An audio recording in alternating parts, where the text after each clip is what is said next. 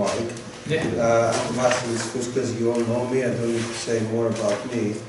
I know Mike's work from his blog mostly. I haven't read that book, Mike. Mike has worked in the city of London for over 30 years, I read here. It's something I didn't know. But obviously it's a great experience because working in that environment, you know, with a Marxist background, I think it's quite rewarding in a way. Can I interrupt and say it's a bit schizophrenic? It is. Michael Hudson, I think, as well was. Yes, he's another one. There are a few Marxists who are not academics. Hudson was one, Tony Norfield. Yeah. But there's most Marxists these days are academics. At the same time, he was a political activist in the labor movement for decades.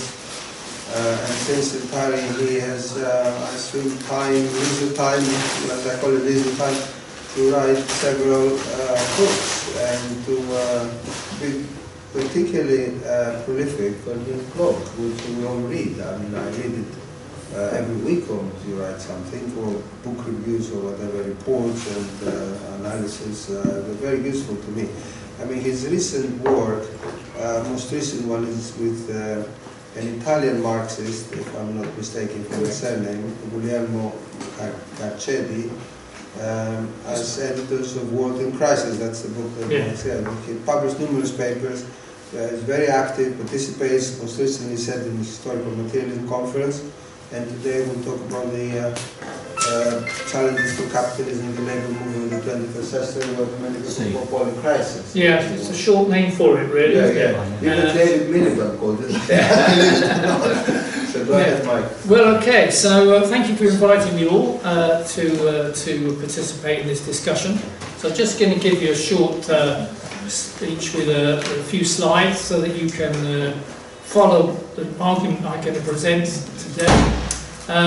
And as we said, it's a polycrisis of capitalism. So what we're saying that capitalism is always having recurrent and regular crises of production and collapse, you know, in this 21st century, the Great Recession and then the pandemic slump. But there's a whole range of other things caused by the drive for profit by capitalist companies and nations around the world, which are bringing other crises in the 21st century together, linking them together. And the trendy word to call that now is polycrisis. So there are many aspects of the crisis of capitalism which perhaps didn't exist in such a stark way in the 20th century. So polycrisis, as far as I'm concerned, it can be divided into, say, if you like, 5 components. At the moment, there's global warming and the pandemics, the environmental crisis connected to that. There is the level of global poverty in the world, which will deal with some facts and figures for that, and rising inequality not only between the rich and poor countries, but also within countries between the rich and the poor. And those two forms of equality are getting worse, and have got worse since the 1980s, and in some ways have accelerated in the 21st century, the first 2 decades of this year. And then there's stagflation and rising debt, which is the old economic crisis, if you like, of capitalism, which appears regularly. It's taken a slightly different form in the last few years after the pandemic slump. But we were shocked into a big hike in inflation that we hadn't seen for decades, and that's had a huge impact on the cost of living, not just of people in the advanced capitalist countries like ours, but also, in particular, among the poor countries of the world, a significant fall in their living standards as a result of inflation. And the stag bit is the fact that economies are slowing down. Major capitalist economies are slowing down. The poorer countries are in serious trouble. They try to survive by borrowing more money, and all that's done is drive up the level of debt. That also exists in the advanced economies, but the poor countries are taking on a huge burden of debt which they cannot really pay back, and now interest rates are rising. That's creating serious danger of debt default. And then the one that's a slow burn crisis is the development of replacement human labour with robots, with artificial intelligence and other forms of algorithms and so on, which replace us being in this room all together.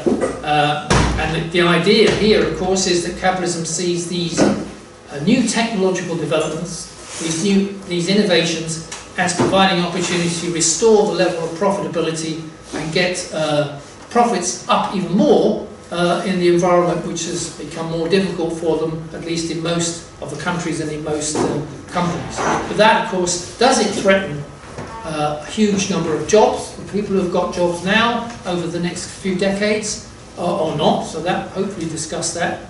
And then the really horrendous risk that we're moving towards a major geopolitical conflicts which may lead to serious military action between some of the major countries in the world. We already have seen at the beginning of this century the Iraq invasion, the Afghanistan invasion.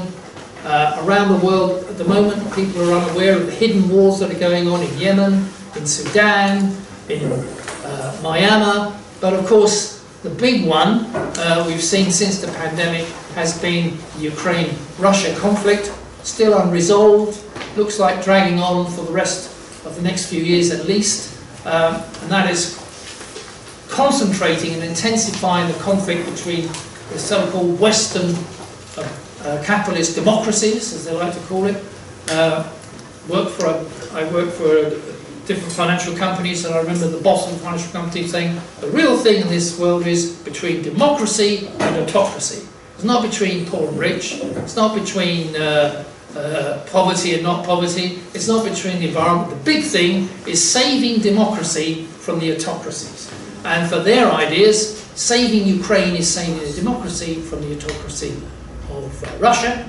And the other big thing, of course, is to save democratic Taiwan, this tiny little island full of Chinese nationalists who fled after 1949 to the island, is to save democratic Taiwan from the great horrible autocracy led by Xi and the Chinese government.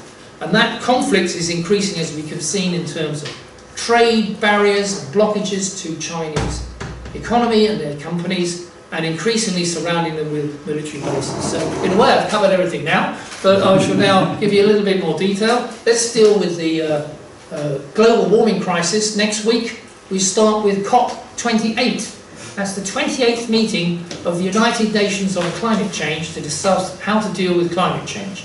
I don't know if you've been reading the papers at all about this. Some of the studies coming out of The Guardian, the Financial Times and so on, are just truly horrendous. There is no prospect of getting global warming even anywhere close to inside the limit being set by the Paris Agreement, well, the last COP meeting, which was that we should try to keep average global temperatures no more than 1.5 degrees centigrade above what they were before the industrialization of the major economies in and around the world. There's no prospect of that. And you can see that here's just last week, this graph shows that if we look at the global surface temperature, it's now breached 2 degrees centigrade from the pre-industrialized level last week. Just briefly, it's not held that level, but for one day it went above, up until the 2 degree level.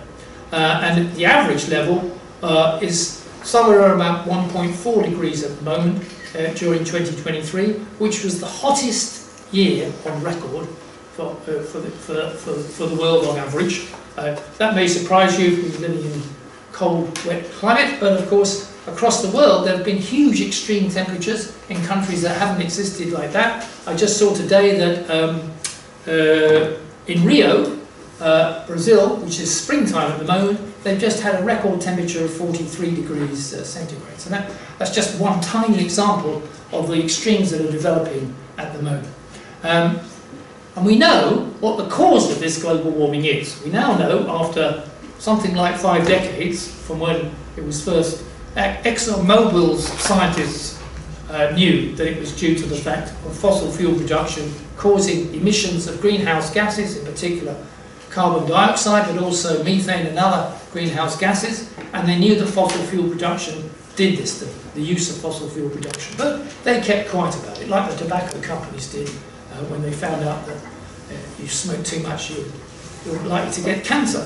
So we know now for 50 years all the climate skeptics have been roaming around saying it's nonsense. I see that the newly elected president of Argentina, Milei, idiot, says that climate change is merely a up and down cycle and has nothing to do with humanity.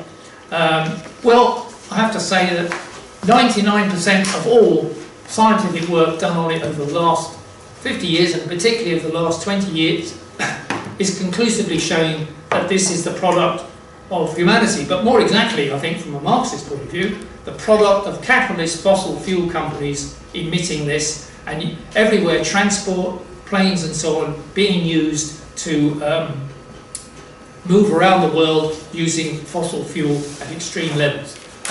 Just today, there was a study saying that in order to get, perhaps I've got it on the screen, I can't remember now, and in order to get down to this 1.5 degrees centigrade limit for warming, which is bad enough if that happens anyway, emissions have got to be reduced by 43%, carbon dioxide emissions, before the end of this decade.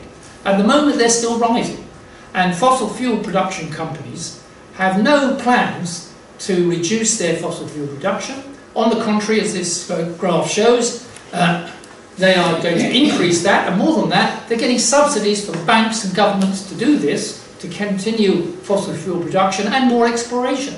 Apparently President Trump, the next President Trump is planning to get rid of all the controls and environmental regulations and allow companies to expand their exploration and production, because it's holding back making America great again. So as we head into COP28, we are heading into a disastrous situation, which will mean, what does it mean?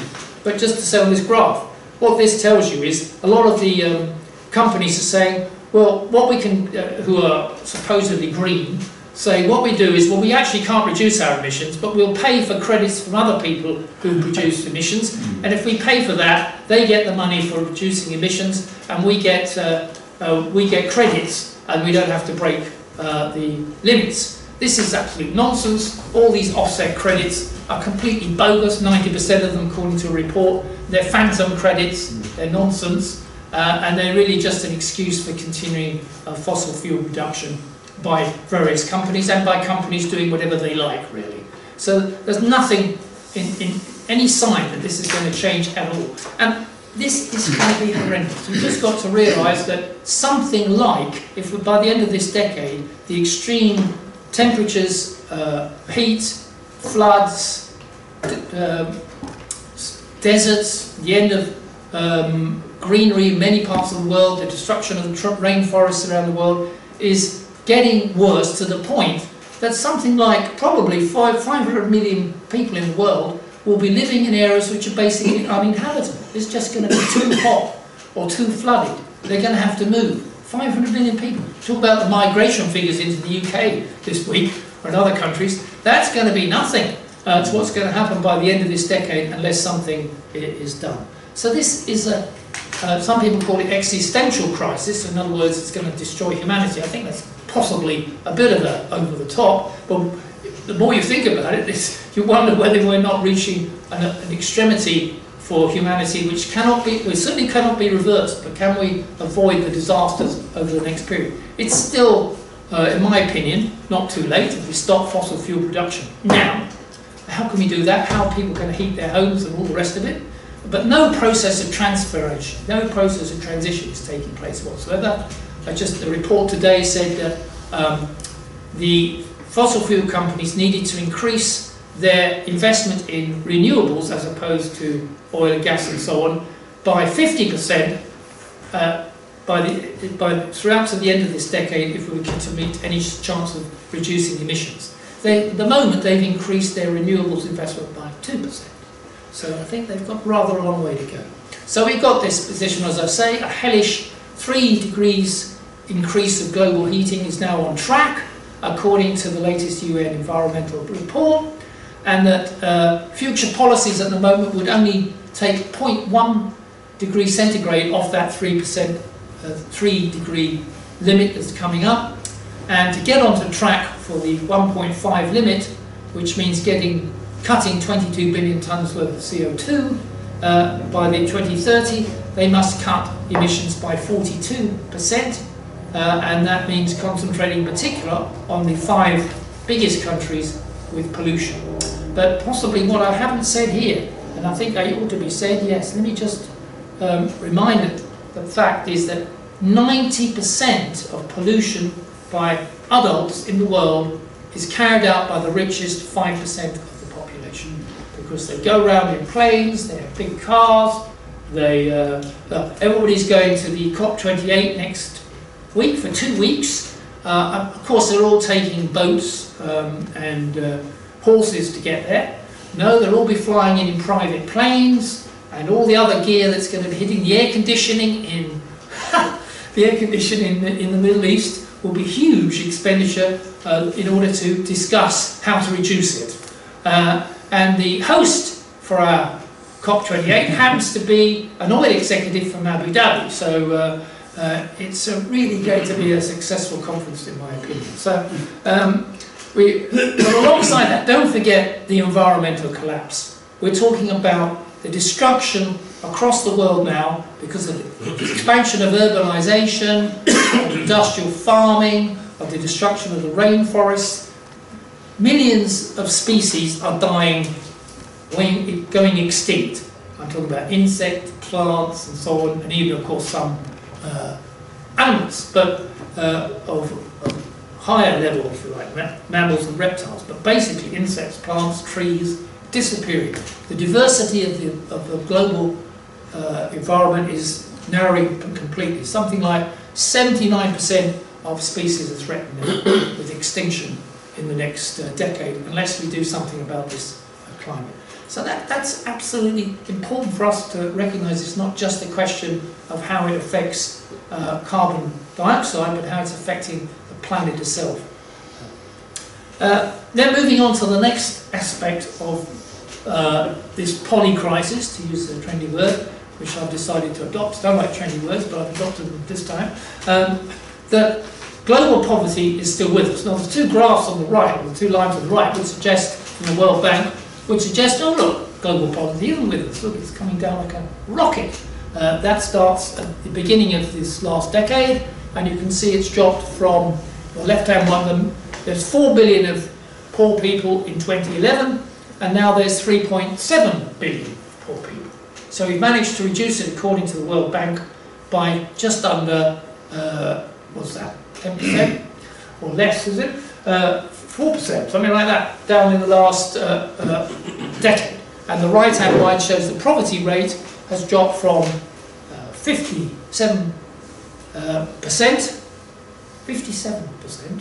poverty, down to 46% poverty. Well, because of the graphs, it's very nice. If you put the graphs, this is World Bank's graphs, if you put the graphs on 0, instead of the left-hand one starts at 3,600 and the other one starts at 45, it looks as though dramatically. But if you started at 0, you'd hardly see any difference at all. What's the left one compared to the right? The left one is the number of people who are poor, and the right-hand one is the rate as a percentage of the total population. So even if you take this figure to be correct, 3.65 billion people are below the World Bank's poverty line.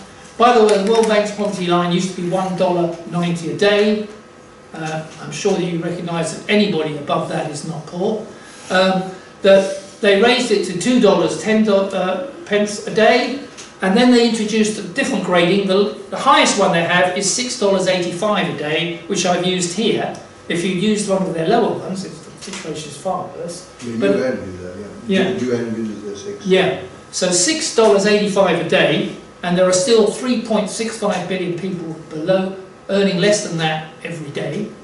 And remember, this includes China, where something like 900 million people have been taken above the poverty line in the last 20 years. If that hadn't happened, I can tell you, this graph would look horrendous. It's bad enough as it is. But I always make this point at this point that, and perhaps I should do that when I get to the next graph, but let me just add global hunger. Poverty is one thing, but the impact on people's just basically surviving is huge. Between something like 750 million people now face hunger every day. That's 120 million more than before the pandemic under COVID-19. And 600 million people are chronically undernourished. The target, UN target, is of zero hunger by 2030. Well, their sustainable development goal, as they call it, has no chance of being met, and they know that themselves. So more than 3.1 billion people, or 4.42%, were unable to afford a healthy diet.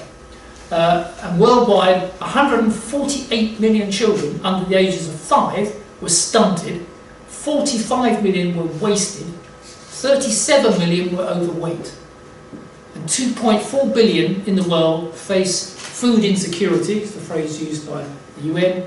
Nearly half of these are in Asia, and 1 billion Indians cannot afford to eat a healthy diet. That's 74% of the population. And these are not Marxist figures. This comes from the United Nations, from the World Health Organization, and so on. This is truly horrendous. This is in 2023, when we're continually told that poverty is over and the situation is in hand. Which brings me to this graph from Credit Suisse, the Swiss bank that's been taken over by UBS.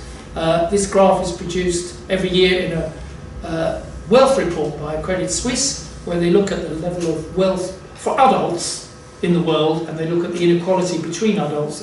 And by what do we mean by wealth? We mean owning house or property, or money in the bank, or stocks and shares, against how much debt you've got, the net position. So that's the measure that is used in this graph. The compiler of this is a former university. I used to be flatmate with him at university, Tony Shorrocks, who I'm meeting next week, by the way. He just told me that UBS, if you noticed, have taken over Credit Suisse, and they're closing down this report. I don't like the look of it. But you can see in this report the pyramid that is developed there, and you can see at the very top of the pyramid there is 59 million people out of 8 billion in adults. Well, actually it's a bit less in adults. I think it's, I forget the exact figures, about 4 billion adults, maybe a bit more. 1% of adults have, according to this, 46% of all the world's personal wealth. Not talking about companies and so on, we're talking about individual wealth that you have either in savings and assets and so on. So 1% of the world's adults have just under, well, over 45% of the world's wealth. Go to the bottom of the pyramid and you've got there 2.8 billion people who have 52% of the world's adults have absolutely nothing. Nothing at all, really. How's that? They must have something. Well, but what happens is that they might have a little bit of assets, but they've all either got just as much debt or even more debt, that basically they have nothing at all. So I was asked this question, in this room, where do you think you are on the pyramid? Where do you think you are? Well, I'll tell you. You are just in that darker grey area, not the black bit. We might be in the black bit. Some of you might be in the black bit, I certainly am in the black bit. But all of you will be in that grey bit at least. Why is that? Because you think, I'm not rich. Of course, apart from myself, you aren't rich, but you might have a house with a mortgage, you might have that. But basically, I don't consider myself rich. But that's because the people right down the bottom have absolutely nothing. So the inequality pyramid is revealed by the fact that we are rich here by the standards of the world's population at the moment. And then if we look at within countries, that was between individuals all across the world, if you look just in our own country or United States or other places, the measure of inequality, like it's called the Gini coefficient, that's one measure we use, which is a measure of the inequalities across the board, so that if Gini quotient of 100 or 1 would mean that one person owned everything. Well, that doesn't happen. But can you believe it that the Gini coefficient in the United States is 85? So that means there's a very, very small number of people who own a huge amount of personal wealth in the United States. And that's got worse. If you look at the right-hand side, the wealth share of the top 1% of adults in the United States has risen to 33%, from 33% to 35%. So in the last 2 decades, it's continually rising. This is the point of rising inequality. By the way, we'll circulate these slides so you can keep them, but when you're down when you want. I'm sure we can get the slides to you later on. So, apart from wealth inequality between individuals in the United States and in Malaysia or India, within India or within Brazil or within the United States, the inequalities are huge, and that's sometimes more important to us because we realise that we're being, if you like, cheated, exploited by a very small number of people in our own country. And I know our bosses and the multinationals and the big banks are exploiting the rest of the world, but we are also exploited in that way here. And that's the latest position in the US position. That's the median household net wealth. What does that mean? Well, it means the average wealth after debt for the average household in America. Not the average, dividing it by the amount, by the number of people, but the median, which is basically the greatest number of people who are on that average. And you can see that what would happen is that the top 10% of US's households have increased their wealth from, on average, from 1 million in 1989 to over 2.5 million now. And the rest of us, if you're American, you'll be glad to hear that we've gone from zit to zit. Basically, we haven't improved our position of wealth at all. And for some reason, the top 10%, which of course is not, that's not the real moguls of the world, they're in the top 0.1%, but nevertheless, the most better off people in the United States, 10% of households, the rest 90% excluded, have massively increased their wealth as a share of the total wealth, personal wealth, household wealth, not companies, but what they actually have in their lockers. So that's the state of global poverty and inequality. And now we've then entered in the recent period a dramatic change which has hit the world very hard. That is the shock return of inflation after the end of the pandemic in the last couple of years. Throughout the period of, particularly from the 1990s through to really 2019, inflation in the major economies, advanced capitalist economies, were relatively low, 2% a year. Some of the central banks who have a target of 2% a year inflation were struggling to get up to the target. But then, after the pandemic, a huge supply chain breakdown, blockages in the transport of goods, often people not returning to work either because they're ill around the world or because the disruption had been destroyed the basic supply chains. And in particular, that was in the case of food and energy and other raw materials. We saw a massive increase in prices. We only have to think about this. To remind, the government this week said we have reduced inflation by half in the UK. Everybody is clapping themselves on the back. They've reduced, well, okay, so it was at 10%, and you can see on the graph that it's fallen down. Maybe it's about 5% now. But just think about this. Are prices back where they were 2 years ago? No way.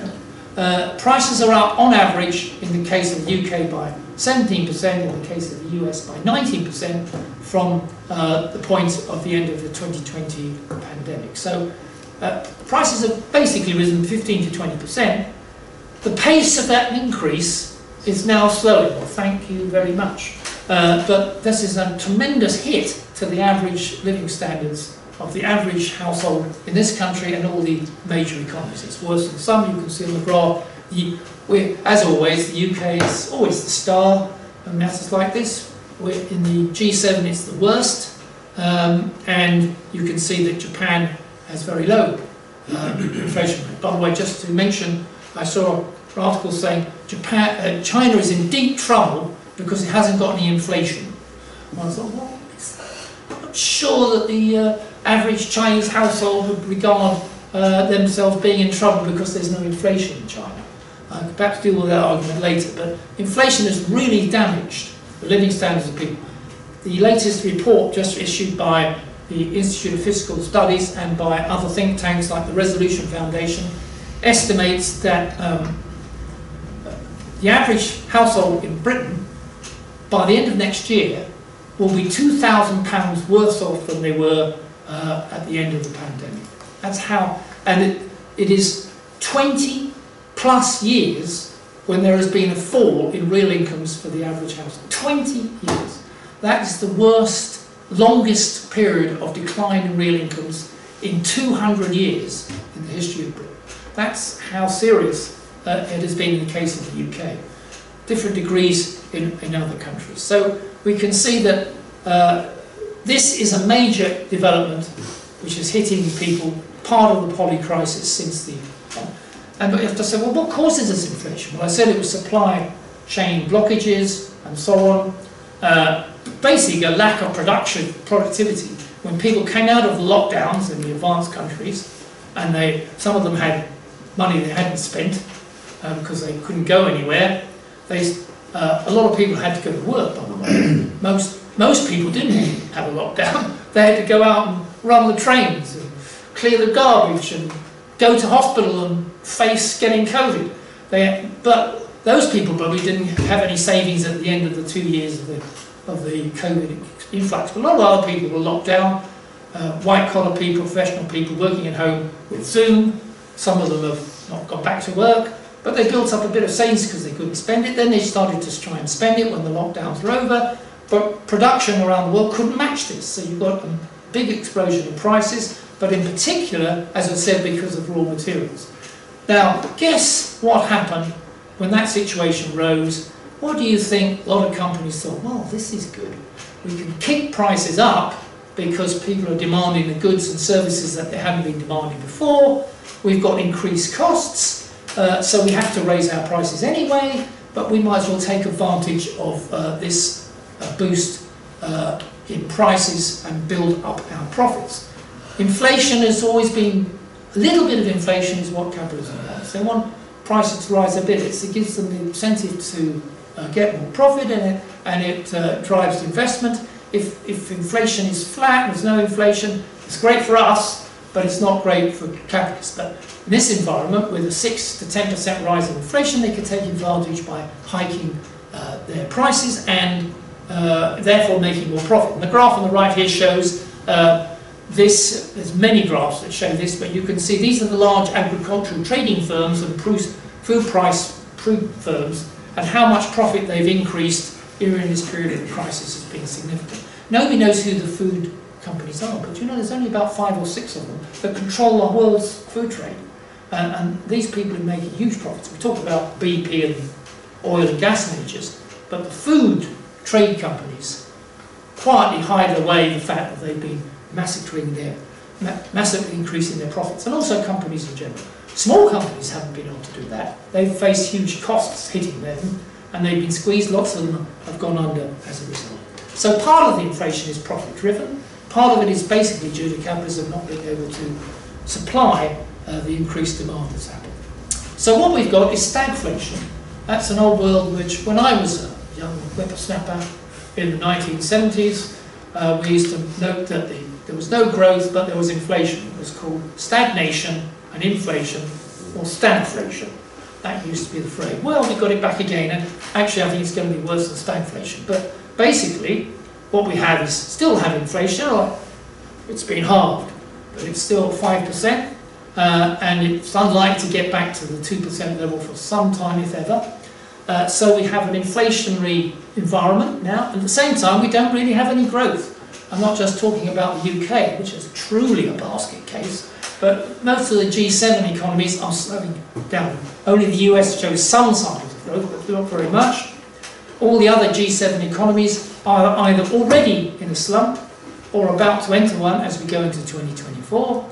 And then if you want to take the so-called G20 countries, the big other countries around, and some of the other ones in the Eurozone and so on, they're in a similar position. The world is slowing down. UNCTAD reckons that the world economy has stalled. UNCTAD is a trade and development organisation of the United Nations. It does a report regularly. The World Bank says the same thing. Asia is facing the worst economic outlook in half a century. Asian tigers, the ones that are supposedly expanding forever, are going to have the lowest rates of growth they've had in 5 decades. And global trade, which is very important, particularly to the poorer countries of the world, because they need to sell goods, usually it's raw materials and other commodities, in order to make money and pay their debts. And they need trade to grow, but global trade is falling. Demand is falling, the supply of goods and services is declining, and this is the fastest decline since the pandemic. Even China, the biggest goods exporter in the world, has seen a 1.5% fall in its exports, the Eurozone 2.5%, and even the US has a fall. Alongside that, industrial production is falling. There's a measure of manufacturing activity, which is called the Purchasing Managers Index. It's a stupid name, but basically it means that the survey is done of all the major companies, and they ask the people who are buying things for the company, are you buying more this time or less this time? What do you think? And so they get a survey measure of whether there's increased activity by companies or reduced activity by companies. And they ask this survey in every country, and the PMIs, as they're called, for manufacturing and for services companies, have all gone to a level where there's more companies saying that they're reducing their purchases, they're producing less, reducing their purchases, than companies are saying they're increasing it. So the balance has gone that way. The balance is at 50. I don't show that graph there, but the balance is at 50, and every single major economy, the balance is below 50 between rising or falling activity in manufacturing, and it's really on the borderline for services as well. So a lot of indicators are showing that the world is not only stagnating but beginning to decline.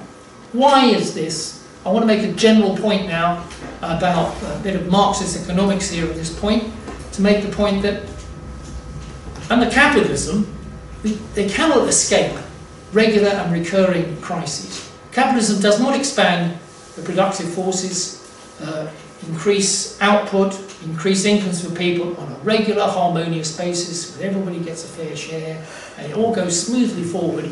This is the image created by mainstream economics, neoclassical economics, that everything, the market is perfect if it's not interfered with by horrible trade unions, by autocrats, or by monopolies, and it's perfect competition, then the market will take economic forces forward and everybody will go towards prosperity and everything. But the truth is that it's not the case. Capitalism moves in leaps and drops away again. It's a turbulent process for capitalism to grow.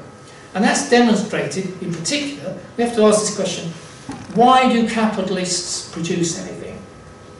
Because they want to make us feel better, they want to provide our services, there's a social quest on their part. No. They produce things only if it makes a profit for them. That's the whole point of the system, isn't it? To make a profit.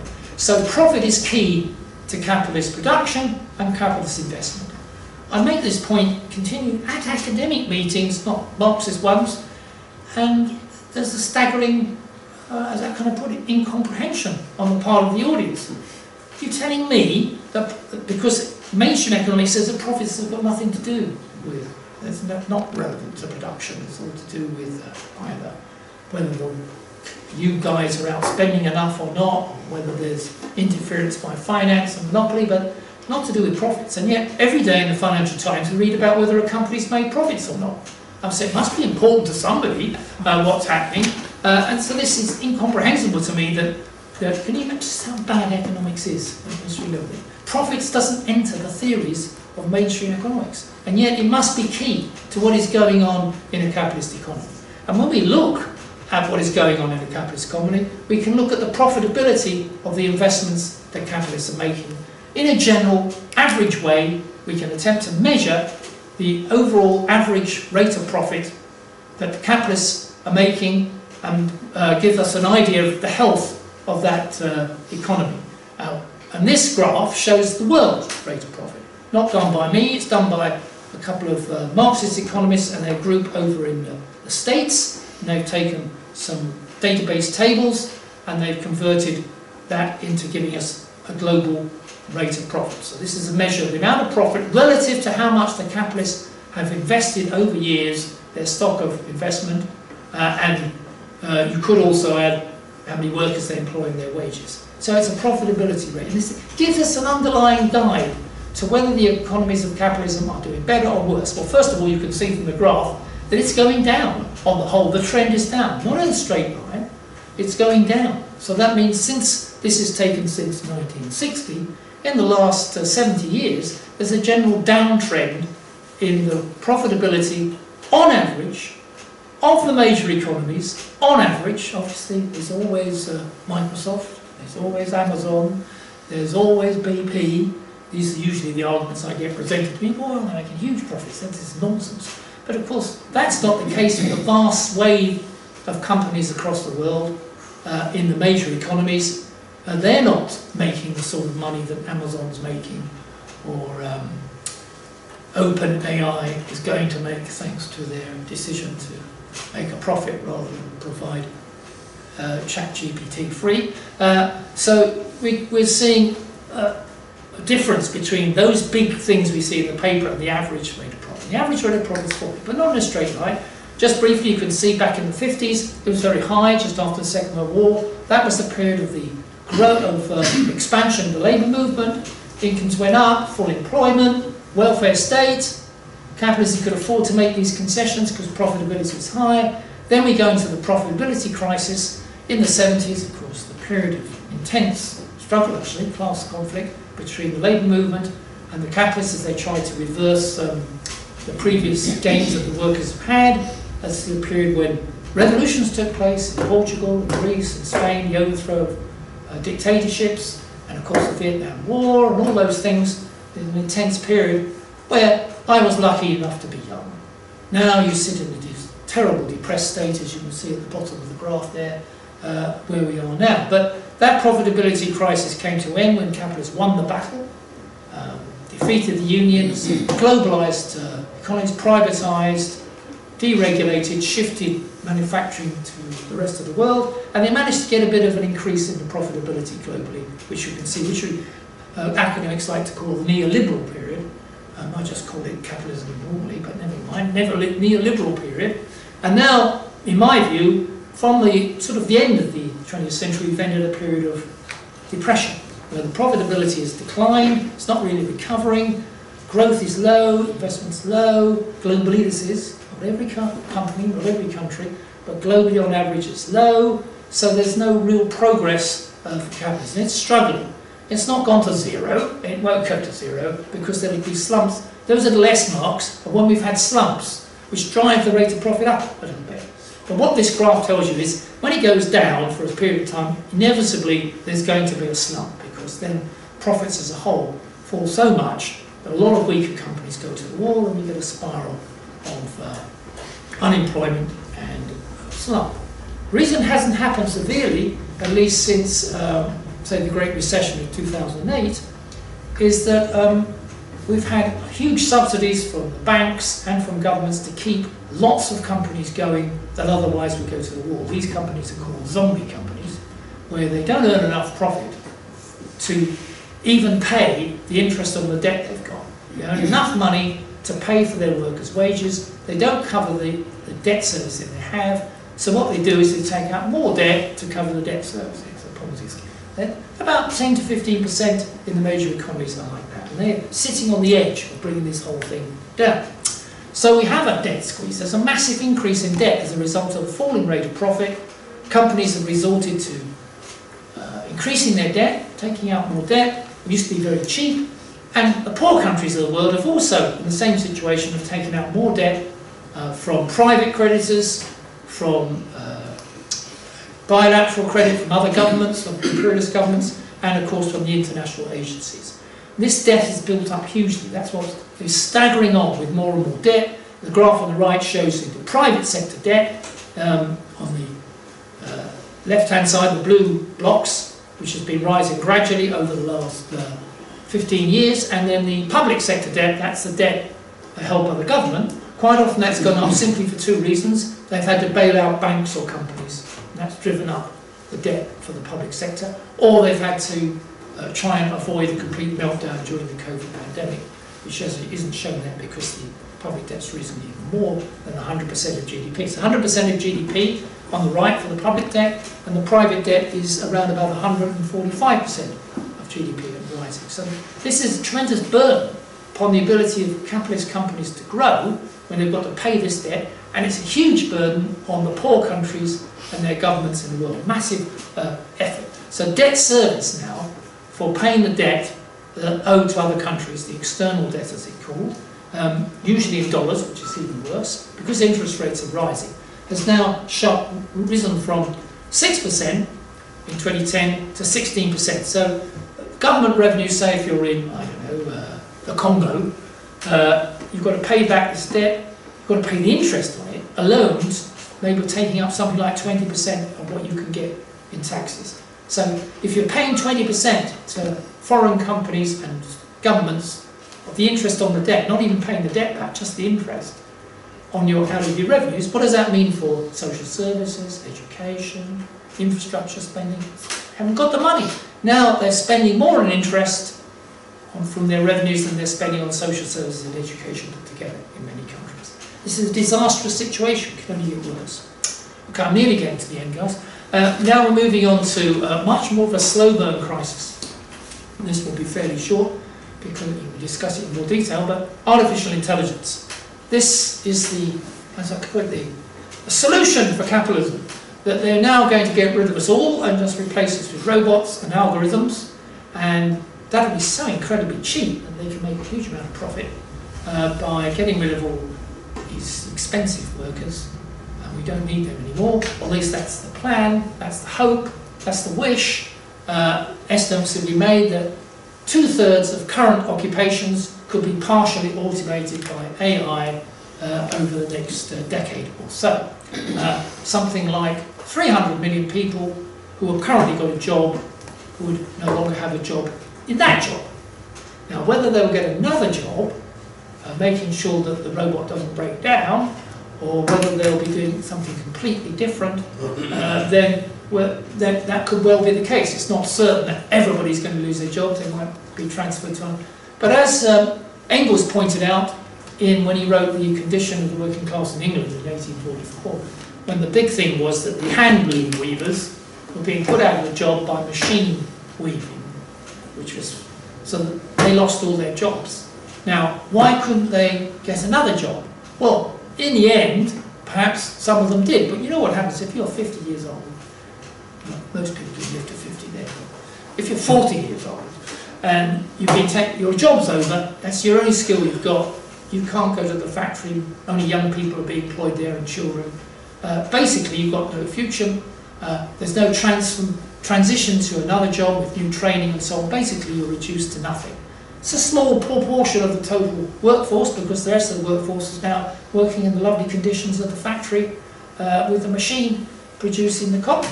But that transition is not dealt with under capitalism. So except minority, used to be called, Marx used to call it the reserve army has increased. People are on the reserves, only they're never going to get back maybe into their jobs. And that transition will mean that if we have 300 million people who lose their jobs due to AI, we'll see if that's the case, then the vast majority of them, even if they get their job back eventually, could be 5 or 6 years without any breakthrough to change their lives. We can see that in the case of the UK, what happened to the miners after the collapse of the mining industry in the 80s, and the closing down of that by Thatcher, that most miners ended up in all sorts, either never had work again if they were relatively old, if they were younger, they got some other sorts of jobs in the public sector, and small businesses or whatever. But we've seen what happened, by the way, worth reporting, that in the difference between regional disparities in incomes in the UK is the greatest in the whole of Europe. So London's average income compared to those living in Newcastle or Sunderland is way greater than it is between, say, Paris and Alsace, Vienna or Graz. I mean, it's massively wide.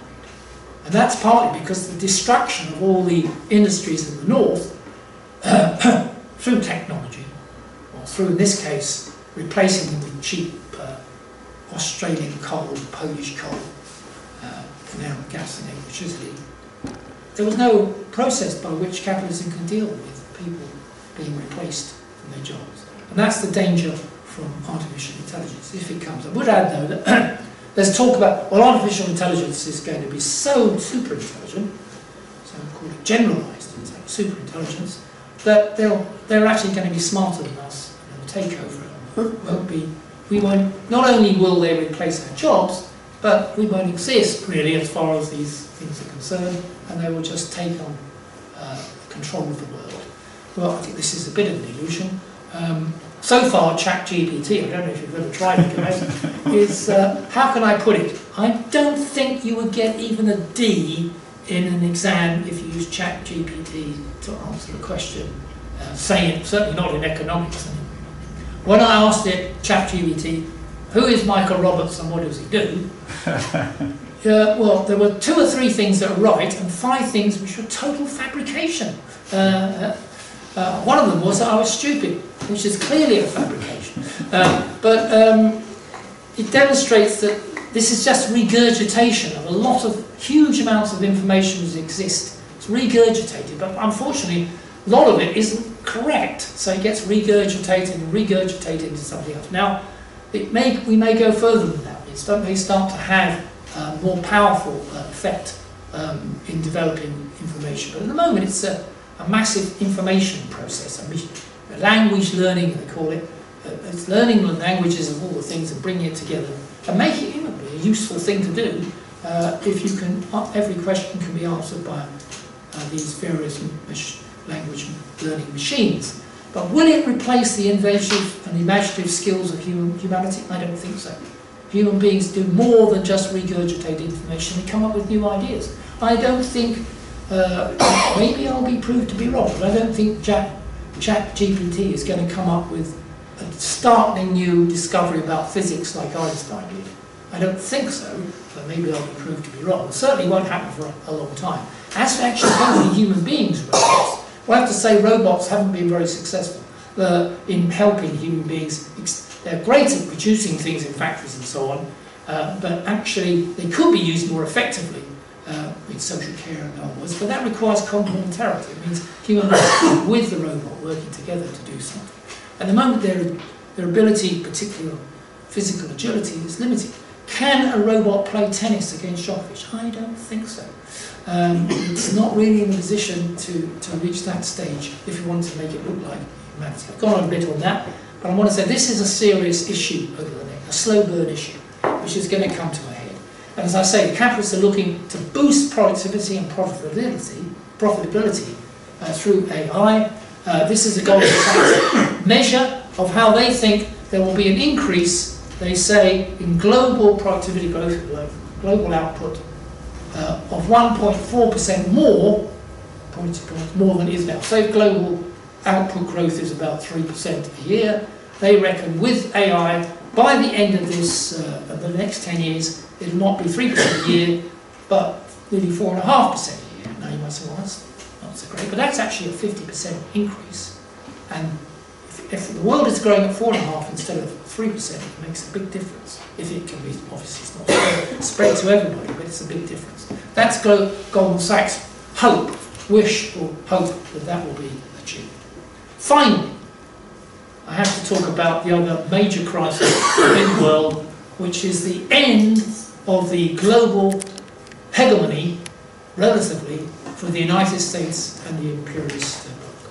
As we know, during the period of the end of this 20th century, there's a massive increase in globalization, moving of capital and manufacturing to the so-called third world, as I used to call it.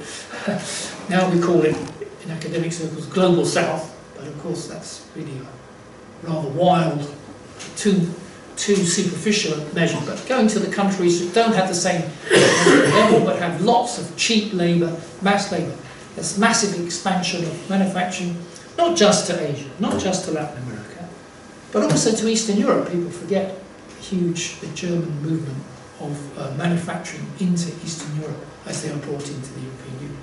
So global trade, global production, global capital flows massive increase. It's called globalization. The great moderation is called by mainstream economists. And we see this rise in trade to GDP. So trade is going faster than GDP, than the output of the world, up until the Great Recession in 2008. But since then, it's flattened out and it's falling. So trade is no more solution.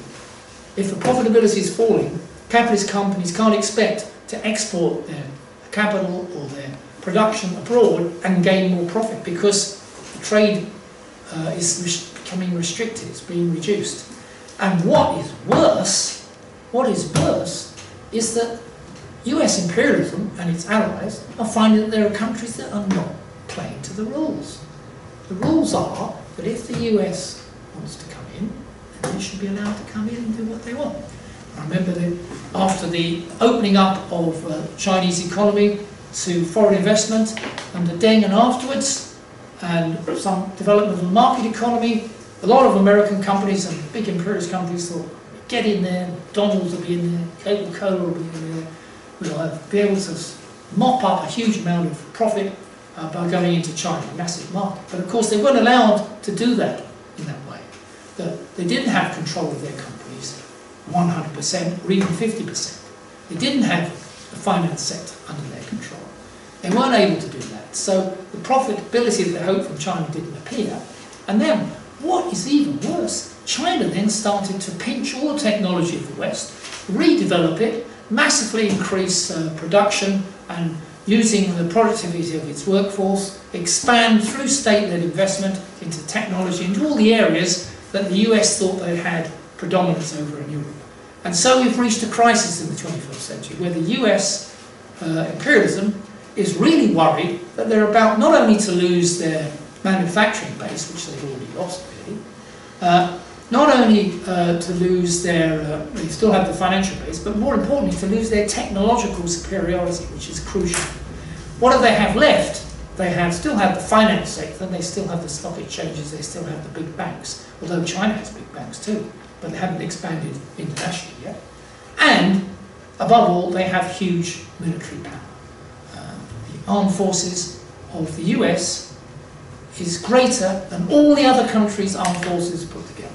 So that, I always like to think of the analogy of the Roman Empire, that when the Roman Empire started to crumble within in terms of its economy and outside and faces challenges from the outside, the one thing it had was its big military force to enable it to maintain its control of that empire. And that's the position of the US. But they now face countries that are not prepared to go along the lines of what US imperialism wants, whether it's Russia, whether it's China, whether it's Turkey, whether it's even India to some extent is not prepared to play ball, and some of the Latin American countries as well. Of course, I'm not saying that the imperialist US-led imperialism is over. It's not. It's still very much in control and is attempting to maintain its position. But it's increasing the intensity of the conflict. And that conflict, where we've seen, is now placing the possibility of war between imperialist bloc. We already have it in Ukraine, and we could have every prospect now that in the next 10 years that could happen, even quicker maybe, in Taiwan, depending on how much aggression the US wants to apply, and whether the Taiwanese people really want to be cannon fodder for US imperialism against China. But that's a discussion we can have as well. So there we are. Isn't it terrible?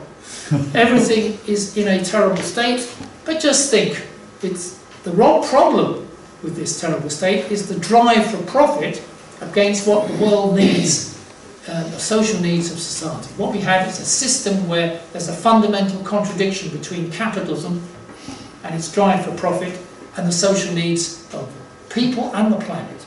And that's what we have to end. We have to end that contradiction. We have to replace the capitalist mode of production with something which is based on collective ownership, democratic control, cooperative organisation, internationally to each other. I mean, climate change and global warming is a crying example of why we need global cooperation.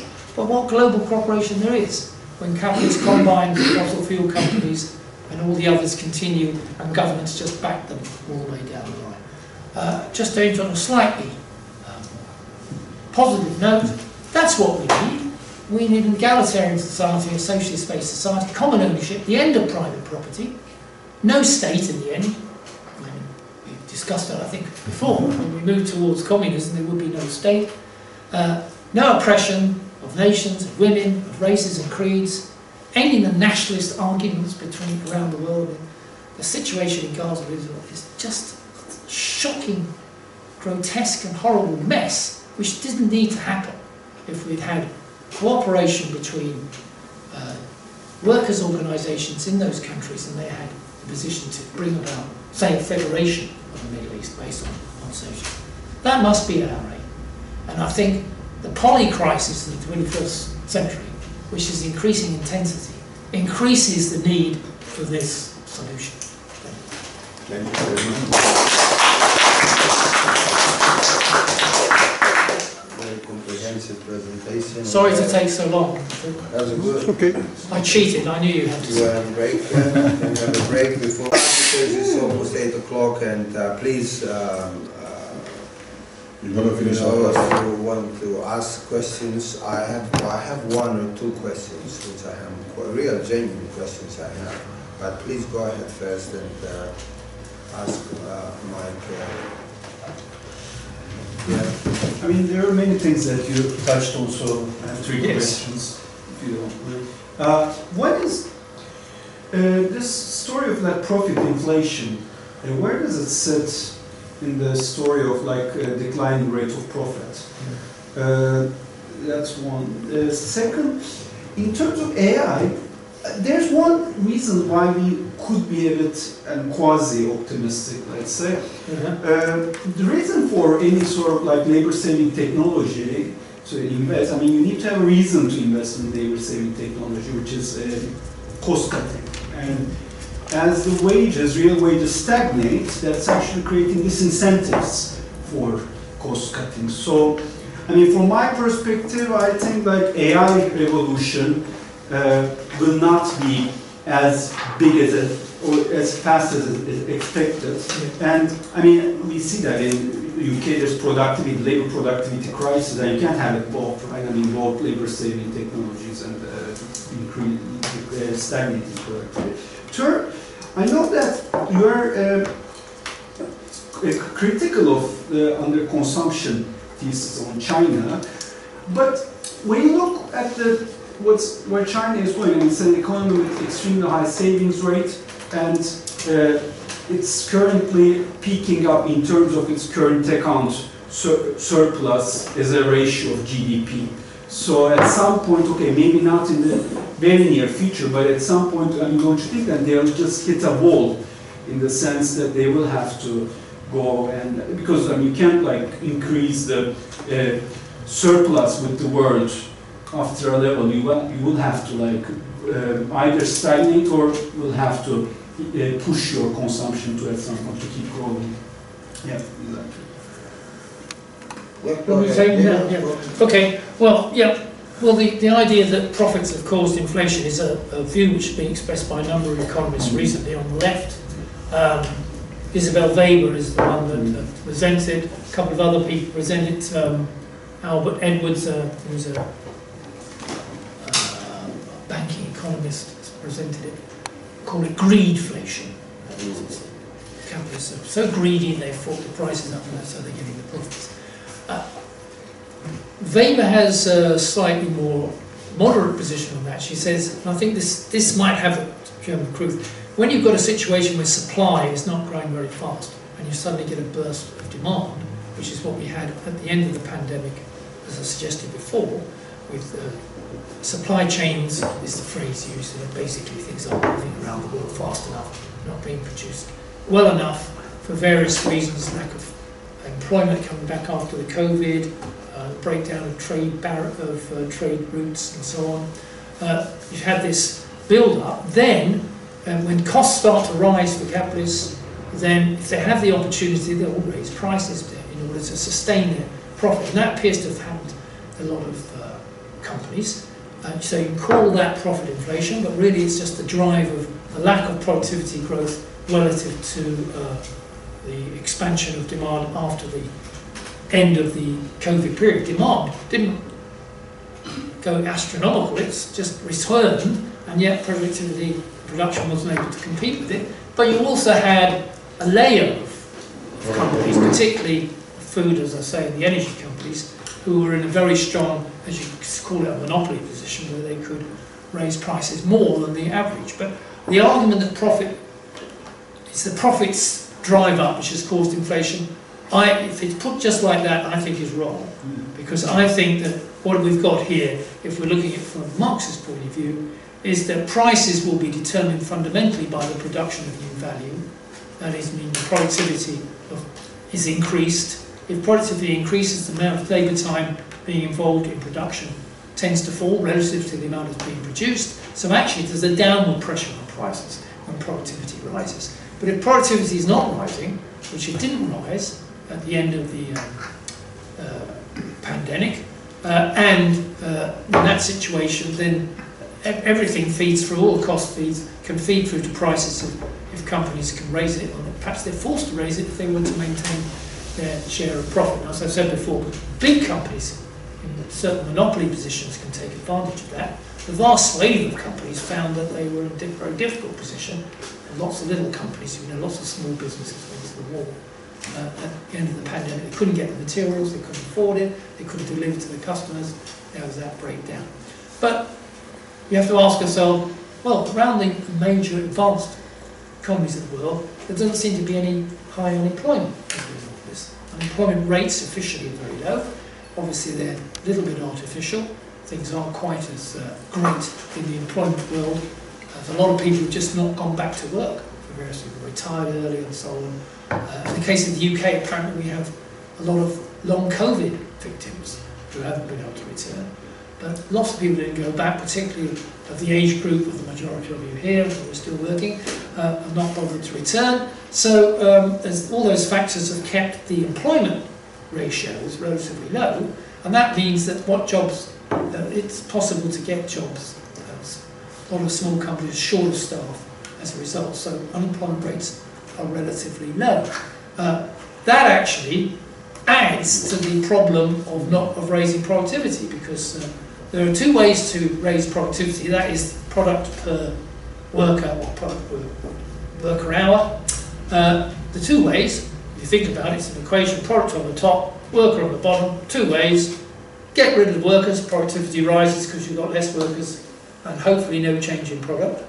Or all the workers produce much more product with the existing workforce. How do they do that? Through technology like AI and so on. Hopefully raises productivity, and they can create the conditions where growth will take place without an inflationary spiral. So this inflationary spiral, in my view, has been primarily due to the failure to deliver higher productivity on the major companies. Some companies have taken advantage of that. You can call that greenflation if you like, but it's not the primary reason. And actually, that's an argument amongst the left, actually. The mainstream view about inflation has nothing to do with any of that.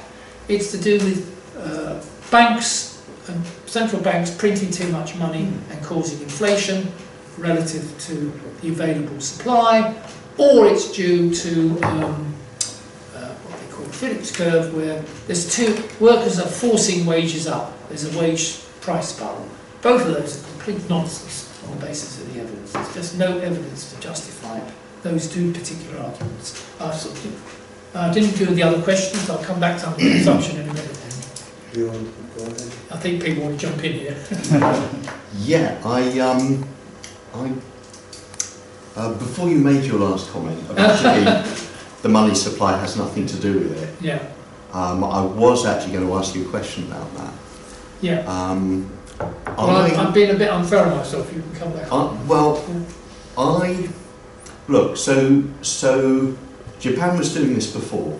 Yes. But before 2008. But since 2008, every single major big capitalist country turned on the printing press and printed huge amounts of money. I mean, I think something like between 40 and 50% of the so-called national debt in Britain is actually the state owing money to itself. In other words, money owed between the Treasury and the Bank of England. which is completely meaningless because it's like your left hand owing money to your right hand. And that's that volume of extra money shoved in to the economy. Surely you can't keep on doing that, especially, I mean, the taps were really turned on during the pandemic when, as you say, production was going down. In the initial phase, surely there was inflation as a result of that, but it was asset price inflation. Yes. So there was a huge increase in property Property. prices, shares, Yeah. you know, all these derivatives, etc., etc.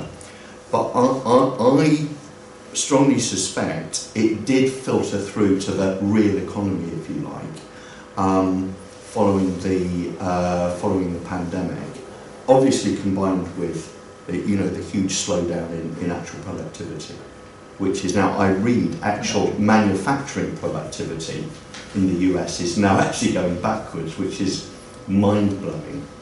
That's the case. I totally agree with your view that it's the falling rate of profit that's behind this, and I think you're absolutely right that under capitalism, nothing, unless the state makes something happen, but apart from that, if it doesn't make a profit, it can't move under capitalism. So presumably what's happening is a decline in the actual rate of productive investment. And I agree with the point made by the comrade here, that reducing real wages is part of that as well. Because if you can employ workers using less machinery, but those workers are actually paid less money, you can still carry on operating. And you're raising the rate of surplus value. You're raising the rate of surplus value, and therefore you can carry on making a profit by doing that. Those are my only points at this time. I think we're more or less agreed, so maybe we should... we'll go to Roger. Okay, you covered a lot of ground.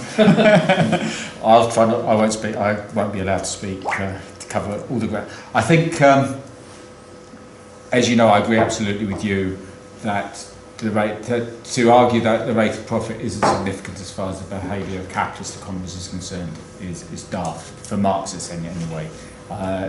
What is capitalist production for but to achieve? I think the majority of Marxists don't agree with I know, it's, I know, which is why it's absolutely, it's nuts. But anyway, what people need to understand who are not familiar with the argument is it's not talking about the absolute, the amount of profit, but the rate of profit. So a company can produce lots of profits, but if it's had to put a lot of investment in to achieve those profits, the rate of profit can fall.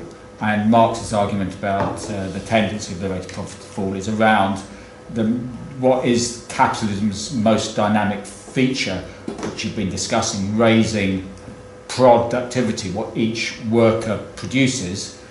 Each individual capitalist company has an incentive to do that, competing against other capitalist companies. But the argument is that in certain circumstances, that raises the amount of money which is invested in investments in factories and equipment, in what Marxist economics calls constant capital. And if you've cut, but that doesn't in of itself produce value, it's the amount of work that's done by human beings that does. So if you reduce the amount of work done by human beings relative to the amount that's invested in equipment and factories, you won't be producing as much value relative to that. Therefore, the rate of profit falls. And I think that's a robust argument. But you and other economists in the rate of falling profit school have measured the rate of profit and demonstrated there's loads of arguments about how you measure that as well, and historical, constant. Johnny told you 2 weeks ago that all my data is rubbish. Yeah. There you are. Who told you that? A particular Marxist economist called Bill Jeffries at SOAS. I've seen him speak. Who says that, just for those who are interested, he says that the data used, I use official data from US government or elsewhere, so does the Bassey Wagner or Global Rate of Profit group used official data. He says you can't use official data, it's all just made up by neoclassical concepts. And it's nonsense. I'm surprised he's still got the confidence to say anything, because before 2008 his group was arguing that we were in for a new long boom and that profits were going up. Well, I suspect that is part of the reason, because his argument is that the rate of profit is rising, not falling. He was saying it was rising in the early 2000s. I heard him say that, and it will carry on rising for the next 20 So you can see that nothing is certain in the world of economics. Even between Marxists, none of us agree on anything. But the point I was going to make is that, so around AI, I agree with you, the fact that intelligence is used in the term makes lots of people think we're talking about something that's going to replace us. With what this ChatGPT and generative AI is nothing to do with that at all. Conceivably, it was one of my bugbears is that people watch and read lots of science fiction and they think if it's been in science fiction, it will come true at some point, and possibly in the next in our lifetimes or whatever. There is no science fiction is fiction. It's in someone's imagination. There's no guarantee it's ever going to happen. They've been saying all my life. I remember watching Tomorrow's World in the early 70s as a kid, and being told that robots will be doing all kinds of stuff. This is 50 years ago. We'll be doing stuff they still can't do. And when I first time machine, what happened to that? Yeah, and there was a Horizon program in the late 70s that had quite a big impact on me at the time, about how all the industrial advances were going to wipe out work in Britain. People have been saying this for decade after decade. Yet what have we seen in the last 50 years but the biggest expansion of the working class has ever been? I mean, there has been a reduction in productive workers, if you like, in Britain, particularly in Britain, and to quite a large extent in the United States, less so in Germany and elsewhere. But there's still lots of employment in Britain, even if lots of it is what isn't productive of value. It's still something that capitalists are still prepared to pay for. But over the world as a whole, the absolute number of workers and the proportion of the population who are working has risen dramatically. And until we start to see a turnaround in those figures, I don't think we can talk about any technology having that kind of impact on the world of work. And that's positive for us, because the kind of socialism and production for social need that socialists envisage is dependent on there being an agent to do that. And the only agency that could conceivably transform the world is the workers, who still on a world scale have nothing to lose but their chains. One thing you will say though, one thing that's important to say about these increases in productivity is it does have the kind of it destabilises capitalism because of the falling rate of profit phenomenon. But beyond that, I would argue that because one thing that reduces the reduction in the rate of profit and possibly can turn it around is a fall in the value of constant capital. So if machinery and equipment reduces in value, then that's actually a way of boosting the rate of profit. But even that phenomenon is destabilising for capitalists, because those capitalists who've invested in equipment, say 2, 3, 5 years ago, if there's a rapid drop in the value of that equipment that they invested in previously, then they've got difficulties they're not going to be returning the same rate of profit as capitalists who are investing now. So you can actually I would argue that can be destabilising, what Marx described as the moral depreciation of capital can be destabilising in and of itself, regardless of its effect on the average rate of profit.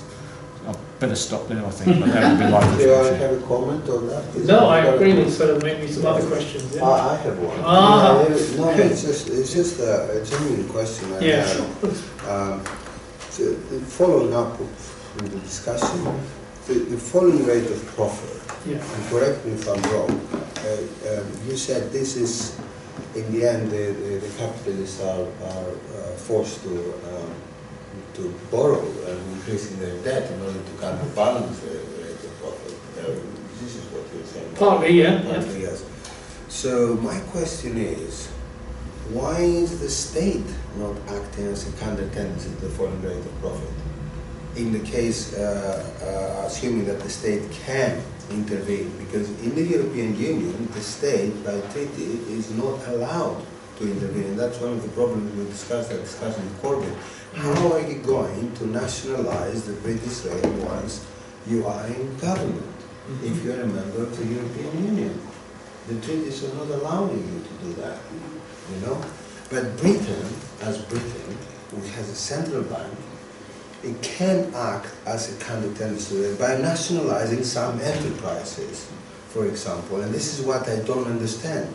But this is, I'm taking a Keynesian line here, I like to save capitalism, you know, nationalizing by saving capital. So de facto, you are acting, you use the state as a counter-tendency to the falling rate of the capitalist profit. And this is not happening in this country. I cannot understand why. And they prefer to increase the debt, which is increase the bubble, increases the capitalism's collapse. Unless if there is a permanent, unless it's absolutely out, the exit of this contradictions is to go permanently to war. That is my. I don't have any other understanding. I cannot understand why the British state does not act. There's two sorts of policy for the state, isn't there? We can divide it, if you like, rather crudely, between the Keynesian view and a socialist view. The Keynesian view is the state can intervene by, first of all, because it can either make some spending, it can increase spending, or it can cut taxes, or it can give welfare benefits to the unemployed and others, and to boost spending by humans on the street, in the shops, and that will create extra demand, and then the capitalists can take advantage of that by producing more, getting more profits. So the government can stimulate the economy through spending. This could be done either by spending or tax cuts, or a combination of both, and then that will produce the demand, and capitalists will invest more, produce more, and the whole thing will multiply forward.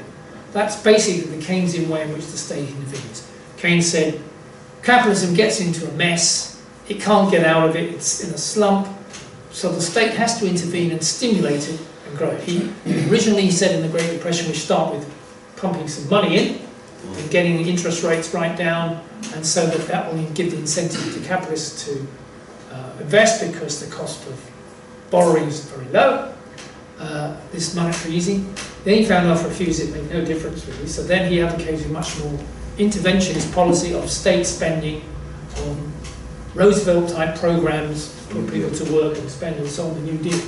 Although Roosevelt did that without Keynes' advice.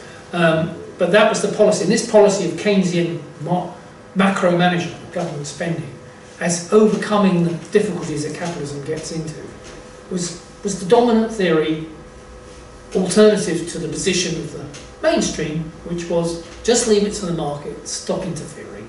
If there's a slump, that's what you have to take. Get the slump will cleanse things out, we'll start again. That view Keynes opposed, because he had lots of people unemployed and all the rest of it. That became the dominant macroeconomic view in the post-war period for about 15 years. When we got in the 1970s, spending still didn't produce growth, it just added to inflation with the process of monetary spending and so on, so you had stagflation. And the policies, it appeared there was a wage price spiral, so it appeared that Keynesian policies failed, so capitalists reverted to the market and cutting out government and so on. That view is not, in my view, what a state would be doing, or a government would be doing from a socialist perspective. It's not just good enough to cut taxes for the capitalists, like the government's just announced for business investment, or to increase welfare spending, which I'm sure would help, but it's not going to, in my view, it doesn't produce the result of that taking capitalists forward, because what they're interested in is the profitability of the investment they're going to make, and if that doesn't rise, then they won't make that extra investment. What we need is public investment. We don't want private investment. Public investment, directed and planned by a government supported with workers' organisations deciding that, would dramatically change the picture. Whenever we've had a large increase in public investment, by the way, the government's budget this week is going to cut public investment while trying to increase private investment. Well, unless we have an expansion of public investment, which is then actually delivered by public companies, not by handing it over to private companies to do it for you.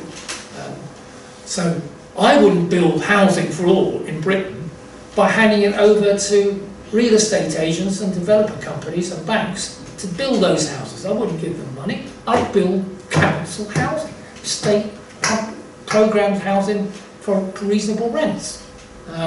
And that sort of program would transform the position on infrastructure, on transport in general, on education, and on health and so on. These things are being hollowed out, of course. But so those are different ways of what the state should do to solve the problem. One is to try and give incentive to the capitalists, and the other one is to replace the capitalists and have a state system which actually delivers. So that's how I would see the difference in state intervention. Sorry, again to you. Yeah. Go ahead. Thank you for this comprehensive presentation. It was very good. I have slightly different concept to discuss. The mode of production, changing one mode of production to another, is always follows one prior to that, but not when we are discussing about ending the capitalism. When we are discussing about ending the capitalism, we are discussing everything, everything. So when the capitalist system is in difficulty, in crisis, there is exactly what you said it. Those are the major issues. But when we are discussing it, it makes our understanding and vision like putting in a plate and these items are problematic. But I want to discuss everything. Everything needs to change. Because once you open this, the genie comes out. Once you open the other one, another genie comes out. So we need to comprehensively link them to each other and create what we would like to do, what sort of society we are thinking about. Most of the Marxists seem to me, they don't want to touch this problem. So like secondary, oh that's secondary, not now. Now let's see the workers, let's see the trade unions and so on. No, not really. These issues needs to be discussed. Family needs to be discussed. Mm-hmm. I mean, it is another genie will come out when you open the top of the family. Female inequality, equality between the sexes needs to be discussed. But at the same time, there are other things like why you are putting the people into prison? Mm-hmm. Why? Who you are? What do you expect?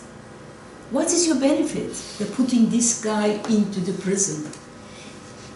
Mentally ill people, mainly in exactly. prison. When you start to discuss those, the opposition will start enlightened.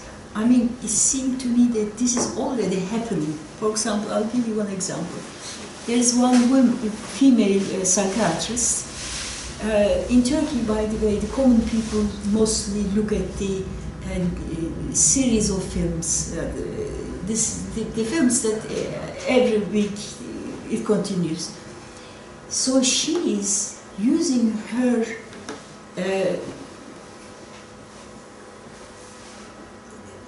what do you call it, one-to-one or Yeah. group Therapy session, session, etc., taking the identity away Yeah. and putting into the, giving to the filmmakers, and they are comprehensively prepare lots of films Yeah. based on those scientific findings, like for example, why a child become disobedient or a horrible person.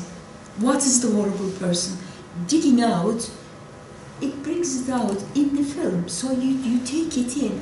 Oh, that guy, we said it, horrible person, wasn't horrible. Their family made that.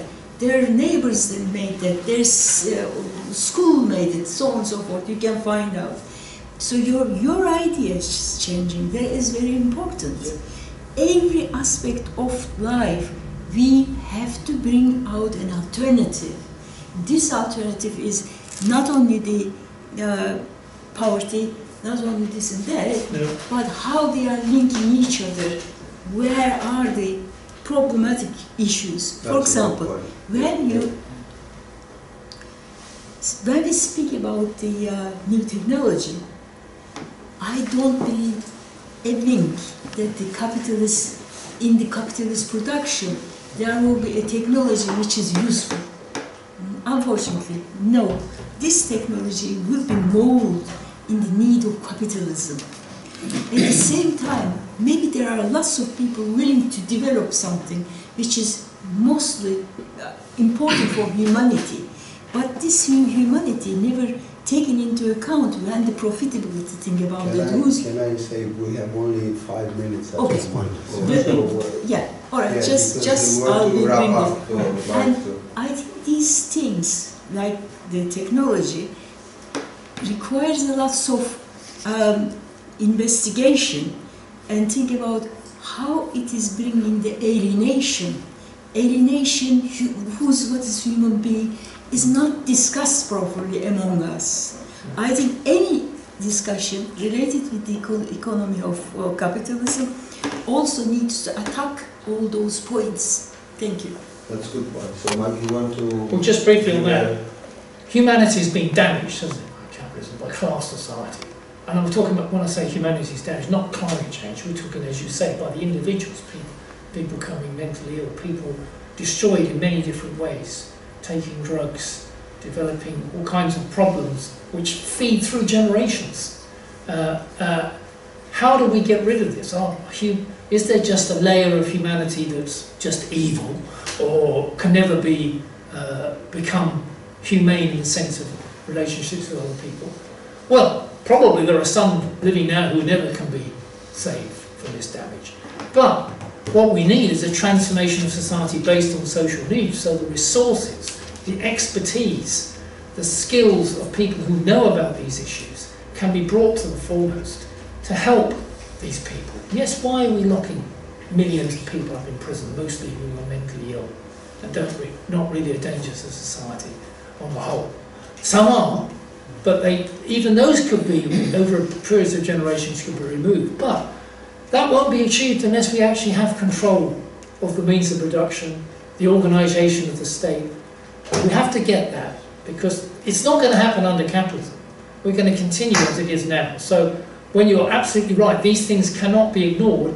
Let's open up, let's release the genie from the bottle. But first we have to get hold of the bottle and then release it, so that we can start dealing with these other problems. So that's really the end of what we're saying here in the last slide here, that all these problems, including those you've described, require a transformation of society away from the existing mode of production to a new mode of production, which is controlled by the big class in the world that wants that, which is growing in size, as Nick says. The working class has never been larger in the history of the world as a cohesive class. Unfortunately, they don't see themselves quite like that, but that's, as we understand it, is the agent for change, and that's our hope, even if I don't see it in my lifetime, which is getting limited. Nevertheless, I can't see any other way unless we end up going back to barbarism. I think it's every possibility that things could turn even to a worse situation for a period in the 21st century, which doesn't mean progress, but means a serious setback, a dark age for humanity and the planet. No, thank you very much, Mike.